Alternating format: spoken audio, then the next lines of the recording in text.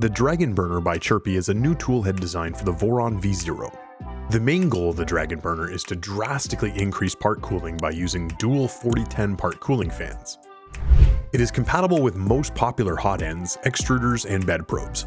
You can find all the variations in the GitHub repository linked in the description. We'll be using a Dragon toolhead mount along with the Rainbow Barf LED carrier and LGX Lite extruder mount. On top of the printed parts, we're going to be using two 4010 fans, a 3010 fan, two Neopixels sequins, a Rainbow Barf LED, a small piece of PTFE tube, and some fasteners. For our extruder, we're using the VZ Hextruduert and a Dragon hot end. We'll start by adding some solder and then soldering some wires to the Neopixels. Slide the wires through the cowling and then press the LEDs into place.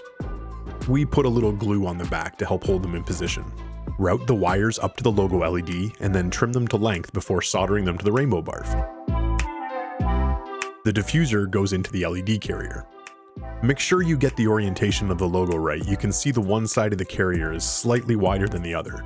That matches up with the side of the toolhead here. Install the hot end fan by pressing it into place and then route the wires up through the hole.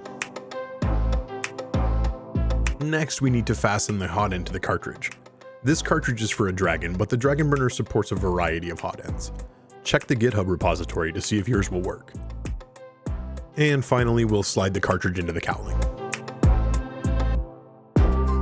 Moving on to the part fans, we're going to install the part fans on the sides and be mindful of the orientation here. GDS time fans like these are recommended. Other fans might not fit quite as well.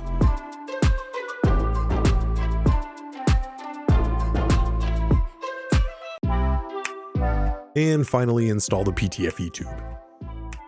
The extruder mount is very simple. Just press the nut into the slot and then fasten the extruder to the mount.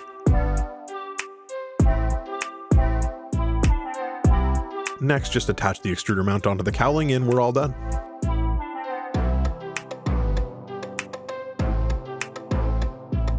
Make sure your wires are zip tied out of the way. There's not a lot of space for the X carriage here. Overall, we found it to be a solid toolhead so far and would definitely recommend it for anyone looking for a lot of part cooling on their Voron V0.